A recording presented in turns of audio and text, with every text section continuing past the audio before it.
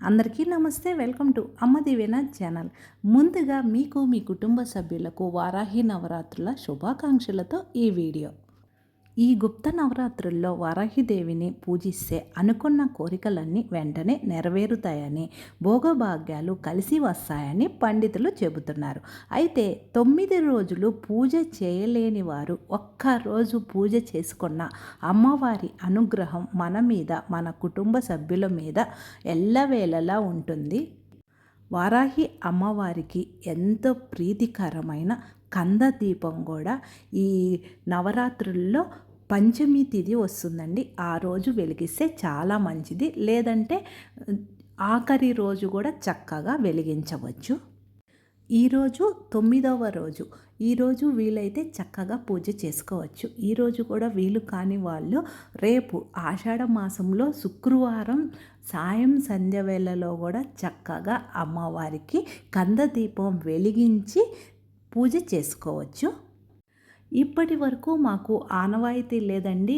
ముందు మా అమ్మ వాళ్ళు, అత్త వాళ్ళు చేయట్లేదు, ఈ పూజ మేము చేసుకోవచ్చా అనుకునే వాళ్ళ కోసం చక్కగా ఎటువంటి సందేహం లేకుండా అమ్మవారి పూజ చేసుకోవచ్చు. ముందుగా అయితే కందదీపం వెలిగించడానికి ఒక రౌండ్గా ఉండే కందగడ్డను తీసుకోవాలండి. నేనైతే మార్కెట్ నుంచి ఒక 20-30 కందగడ్డల్లో ఇదొక్కటే కొంచెం రౌండ్గా ఉందండి. చక్కగా తీసుకువచ్చినటువంటి కందగడ్డను ఇలా నీళ్ళల్లో పెట్టి అరగంట పక్కన పెట్టాలి. దానికి మట్టి అంతా ఉంటుంది. అమ్మవారికి భూమిలో పండేటువంటి ఈ దుంపతో దీపం పెడితే చాలా మంచిదని అంటారండి. అందువలన కంద దీపం వెలిగించాలి. మరొక బౌల్ తీసుకొని అమ్మవారికి ఈరోజైతే విగ్రహం ఉంటే పంచామృత అభిషేకం చేస్తే చాలా మంచిదండి. ఒక బౌల్ తీసుకొని అందులో పంచదార, తేనె, స్వచ్ఛమైన ఆవు నెయ్యి, పెరుగు మరియు పాలు వేసి చక్కగా, అంటే మీరు విడివిడిగా కూడా విగ్రహానికి పూజ చేసుకోవచ్చు. లేదంటే అన్నీ కలిపి ఒక బౌల్లో ఏర్పాటు చేసుకొని వీటితో కూడా చక్కగా అమ్మవారికి అభిషేకం అనేది చేసుకోవచ్చు. మీ దగ్గర విగ్రహం ఉంటే ఇలా కలిపి పెట్టుకుంటే చాలా మంచిది. ముందుగా తరువాత కందగడ్డ చక్కగా నానిందండి.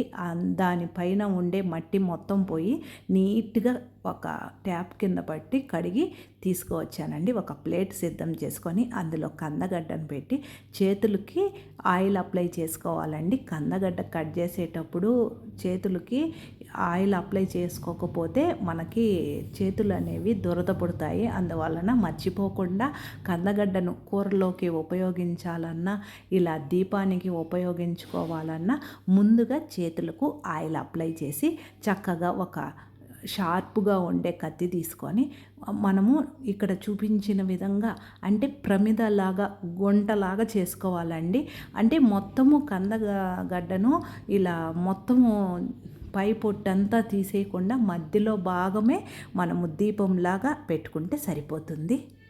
ఒకవేళ మీకు కందగడ్డ దొరకనట్లయితే మామూలుగా నేతి దీపాన్ని కూడా వెలిగించుకోవచ్చు. చూడండి, చక్కగా నేను ఇలా పై భాగము తీసివేసి తరువాత ఆ ప్రమిదలాగా తయారు చేశాను. మరొకసారి శుభ్రంగా కడిగి మళ్ళీ అదే ప్లేట్లో పెట్టాను. తరువాత ఈ కందగడ్డకు పసుపు కుంకుమలతో అలంకరించాలి. ఈ కందగడ్డలో దీపం వెలిగిస్తాం కదండి. దీపం కొండెక్కిన తరువాత చక్కగా గోమాతకు తినిపించవచ్చు. లేదంటే ఎవరు తొక్కని స్థలంలో కానీ పారే నీళ్ళల్లో కానీ వదిలివేయాలి. ఇక్కడ నేను చూపించిన విధంగా కందగడ్డకు మొత్తం పసుపుతో అలంకరించి చక్కగా కుంకుమ బొట్లు పెట్టాలి. మనము పూజ చేసే ముందుగా ఇలా కందగడ్డను అలంకరించి పక్కన పెట్టుకొని తరువాత పూజ చేసుకొని తరువాత వెలిగించవచ్చండి. ఇలా కుంకుమతో అలంకరించిన తరువాత ఒక చిన్న ప్లేటు ఏర్పాటు చేసుకోవాలి. ఆ ప్లేటు కూడా ఇత్తడి, రాగి, వెండిలో తీసుకోవాలి. స్టీలు ప్లేటు పనికిరాదు. ఆ ప్లేటును కూడా శుభ్రం చేసుకొని పసుపు కుంకుమలతో అలంకరించుకోవాలి. తరువాత ఆ ప్లేట్లో చక్కగా బియ్యం వేసి బియ్యం మీద పసుపు కుంకుమలు అలంకరించి మనము ఏర్పాటు చేసుకున్నటువంటి కందగడ్డ ఉంది కదండి, ఆ కందగడ్డను ఈ ప్లేట్లో మధ్యలో పెట్టుకోవాలి. కందగడ్డను మనము కడిగాం కదండి, కొంచెం తేమగా ఉంటుంది. అందువలన ఒక టిష్యూ పేపర్ తీసుకొని చక్కగా ఇక్కడ నేను చూపించిన విధంగా ఆ తేమను మొత్తము తీసివేసి ఆ తరువాత ఎర్ర ఒత్తులతో దీపాన్ని వెలిగించాలండి. ఖచ్చితంగా ఈ కందగడ్డలో స్వచ్ఛమైన ఆవు నేతిని ఉపయోగించాలి. ఎర్రని ఒత్తులతో దీపారాధన చేయాలండి. 3 దీపాలను వెలిగించాలి. లేదంటే 3 ఒత్తులు కలిపి ఒక ఒత్తిగా తయారు చేసి, నా దగ్గర అయితే ఇలాంటి ఒత్తి స్టాండ్ ఉంది, అందులో ఏర్పాటు చేసుకొని కందగడ్డలో ఉంచితే సరిపోతుంది. ఒకవేళ ఒత్తి స్టాండు లేకపోతే అగ్గిపుల్లను సపోర్టుగా పెట్టుకొని చక్కగా ఒత్తిని ఏర్పాటు చేసుకోవచ్చు. ఏ రోజైతే మనం పూజ చేయాలనుకుంటున్నామో ఆ రోజు తెల్లవారుజామునే చక్కగా నిద్ర లేచి ఇల్లు వాకిలిని శుభ్రం చేసి గడపలకు పసుపు కుంకుమలతో అలంకరించి ప్రత్యేకంగా ఏర్పాటు చేసుకున్నటువంటి పీఠం మీద ఇలా అమ్మవారి చిత్రపటానికి గంధము పసుపు కుంకుమలతో అలంకరించి సువాసనాభరితమైనటువంటి పువ్వులతో అలంకరించాలి. ఈ పూజ తెల్లవారుజామున కానీ వీలు కాని పక్షంలో సాయం సంధ్య వేళ అంటే 5:30, 6 తరువాత ఈ అమ్మవారి పూజ అనేది చేసుకోవాలి. అమ్మవారి చిత్రపటానికి ఎర్రని పువ్వులతో అలంకరించాలి. ఒకవేళ మీ దగ్గర అమ్మవారి ఫోటో లేనట్లయితే లలితాదేవి చిత్రపటం ఉంటుంది కదండి, చక్కగా ఆ పటాన్ని కూడా పెట్టి పూజ చేసుకోవచ్చు. ఆషాఢమాసంలో వచ్చేటువంటి ఈ గుప్త నవరాత్రులలో అమ్మవారికి వారాహిదేవి చిత్రపటం ముందు ఇలా కందదీపం వెలిగించినట్లయితే ఎంతటి కష్టమైనా ఇట్టే తొలగిపోతుందని పండితులు సూచిస్తున్నారు. వారాహిదేవి భూగర్భ దేవత. భూమిలో దొరికే దుంపలు అమ్మవారికి చాలా ఇష్టమట. అందువలన కందదీపాన్ని వెలిగిస్తారు. మరియు అమ్మవారికి చిలగడ దుంపలు, క్యారెట్, బీట్రూటు అలాంటివి నైవేద్యంగా కూడా సమర్పిస్తారు. పసుపు కుంకుమలు అలంకరించిన తరువాత మామూలుగా ముందు 2 దీపాలను వెలిగించాలండి. చక్కగా ఆ వెలిగించే దీపాలను కూడా శుభ్రం చేసుకొని పసుపు కుంకుమలతో అలంకరించి ఆవు నేతితో కానీ నువ్వుల నూనెను కానీ ఉంచి 2 ఒత్తులు కలిపి ఒక ఒత్తిగా తయారు చేసి ఏకహారతితో కానీ అగరవత్తులతో కానీ వెలిగించినటువంటి దీపాలకు మన దగ్గర ఉన్న పువ్వులతో అలంకరించాలి. విగ్రహం ఉండేవాళ్ళు తప్పకుండా ఇలా అభిషేకం చేస్తే అమ్మవారు చాలా సంతోషిస్తారట. అందువలన నేను ఒక ప్లేట్ సిద్ధం చేసుకొని ఆ ప్లేట్లో నా దగ్గర అయితే చిన్న అమ్మవారి విగ్రహం ఉంది. ముందుగా పువ్వులతో అలంకరించి విగ్రహాన్ని పసుపు అంటే గంగాజలంలో కానీ మామూలు నీళ్ళల్లో కానీ పసుపును వేసి చక్కగా పసుపుతో అభిషేకం చేయాలి. ఆ తర్వాత కుంకుమను కూడా ఇలాగనే గంగాజలంలో కానీ మామూలు నీళ్ళల్లో కానీ కలుపుకొని కుంకుమాభిషేకం అమ్మవారికి చేయాలి.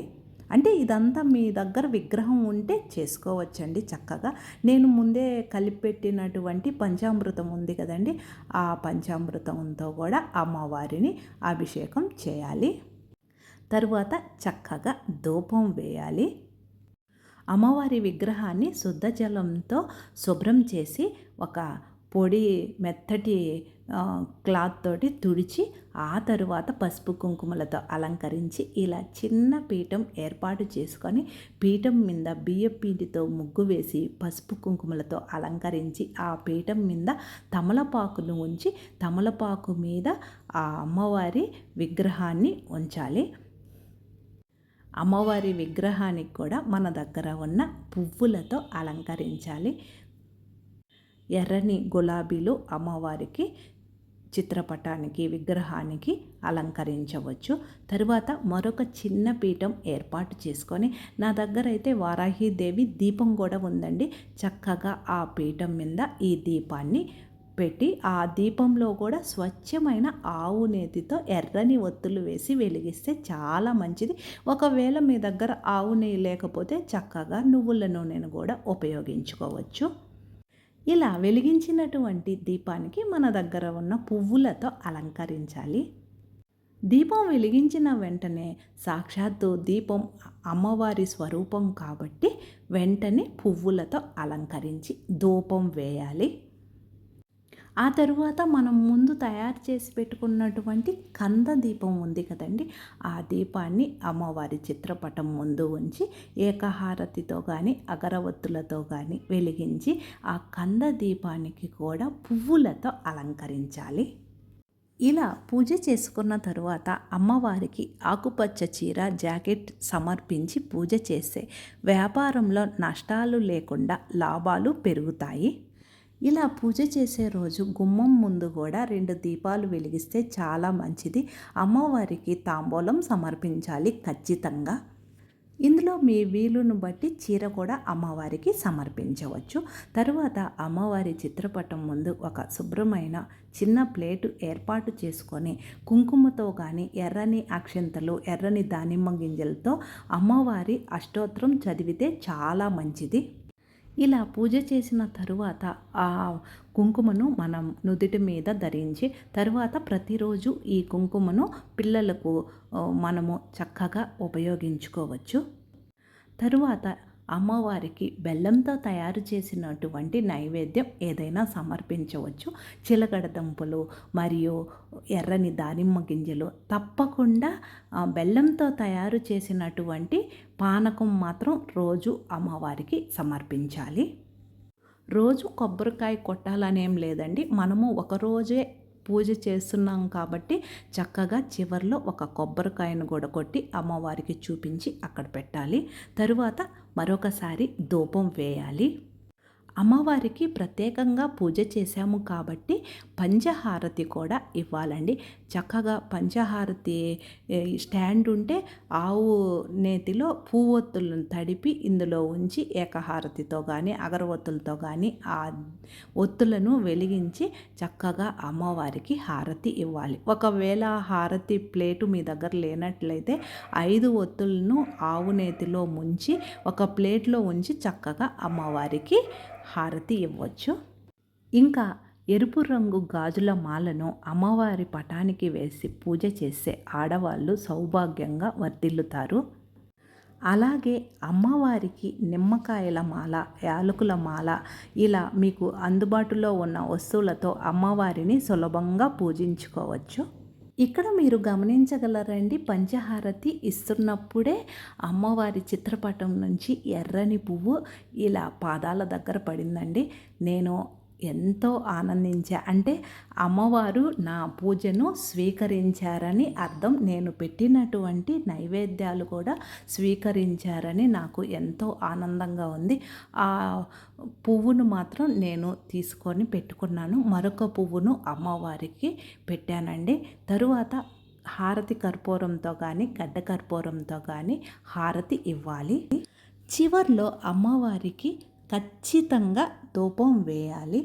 అమ్మవారికి ముందుగా ధూపం వేసి ఆ తరువాత పూజ గదిలో, ఇతర గదుల్లో అన్నిట్లలో కూడా ఇలా ప్రతిరోజు సాయంకాలం అంటే ఈ నవరాత్రుల్లో ధూపం వేసినందువలన ఇంట్లో ఉండే నెగిటివ్ ఎనర్జీ పోయి పాజిటివ్ ఎనర్జీ వస్తుంది.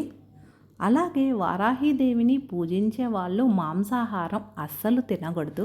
అలాగే ఉల్లిపాయ, వెల్లుల్లి కూడా తినకూడదు. ఈ నవరాత్రుల్లో ఉపవాసం ఉండేవారు పగటిపూట అస్సలు నిద్రించకూడదు. అలాగే నేలపై నిద్రిస్తే మంచిది. ఇక ఈ నవరాత్రుల్లో వీలైనంత ఎక్కువ తులసిని కూడా పూజించాలి. తులసి కోటలో ప్రతినిత్యం దీపారాధన చేస్తే కుటుంబంలో సిరి సంపదలు పెరుగుతాయి. ఇంకా ఈ నవరాత్రుల్లో అఖండ దీపం వెలిగిస్తే చాలా మంచిది. గుప్త నవరాత్రులు అంటే అమ్మవారిని చాలా రహస్యంగా, గుప్తంగా పూజించాలి. ఇక నవరాత్రుల్లో చివరి రోజున అంటే జూలై 23 నవరాత్రి 9వ రోజున అంటే నవమి నాడు ఒక చిన్న బాలికను ఇంటికి పిలిచి పాదాలు కడిగి బొట్టు పెట్టి పండ్లు లేదా బట్టలు దక్షిణగా ఇవ్వాలి. ఇలా కన్యను పూజిస్తే అమ్మవారి అనుగ్రహం మీ ఇంటిపై ఎల్లవేళలా ఉంటుంది. ఈ నవరాత్రుల్లో ఇంట్లో పూజ చేసేటప్పుడు నలుపు లేదా ముదురు నీలం రంగు దుస్తులు ధరించకూడదు. ఎరుపు, పసుపు లేదా నారింజ రంగు దుస్తులు మాత్రమే ధరించాలి. ఈ 9 రోజులు ఉదయాన్నే స్నానం చేసి సూర్యభగవాను నీటితో అర్ఘ్యం సమర్పిస్తే కుటుంబానికి చాలా మంచి జరుగుతుంది. లలితాదేవి స్వరూపమే వారాహి అమ్మవారు కాబట్టి ఈ 9 రోజులు సాయంత్రం పూట లలితా సహస్రనామం చదివితే చాలా మంచిది. గోవు సకల దేవత స్వరూపిణి కాబట్టి ఈ నవరాత్రుల్లో గోవును పూజిస్తే ఇంకా మంచిది. ప్రతినిత్యం గోవును పూజించడం, గోవుకు అరటి పండ్లు ఆహారంగా తినిపిస్తే లక్ష్మీదేవి అనుగ్రహం పొందగలం. ఒకవేళ అమ్మవారిని ఈ 9 రోజులు పూజ చేసుకునేది కుదరని పక్షంలో ఆషాఢ మాసంలో శుక్రవారం అంటే రేపు శుక్రవారం రోజు సాయం సంధ్య వేళలో అమ్మవారికి చక్కగా పూజ చేసుకొని అమ్మవారి కరుణ కృపా కటాక్షములకు పాత్రలు కావచ్చు. మామూలుగా అయితే ఈ గుప్త నవరాత్రులు 9 రోజులు చేసుకుంటానండి. ఈ సంవత్సరం వీలు కాలేదు. కనీసం చివరి 3 రోజులైనా చేసుకుందామనే ఉద్దేశంతో పూజ చేసుకున్నానండి. కొంతమందికైనా ఉపయోగపడుతుంది అని వీడియో తీసి అప్లోడ్ చేస్తున్నానండి. ఒకవేళ మీకు ఉపయోగపడుతుంది అనుకుంటే లైక్ చేసి షేర్ చేయండి. మన అమ్మ దీవెన ఛానల్ ఫస్ట్ టైం చూస్తుంటే మర్చిపోకుండా సబ్స్క్రైబ్ చేసుకోండి. నేను వేరొక వీడియోతో మీ ముందు ఉంటాను. Thank you. ఏమైనా సందేహాలు వస్తే మీరు కామెంట్ సెక్షన్లో అడగండి, తప్పకుండా సమాధానం చేస్తాను. Thank you.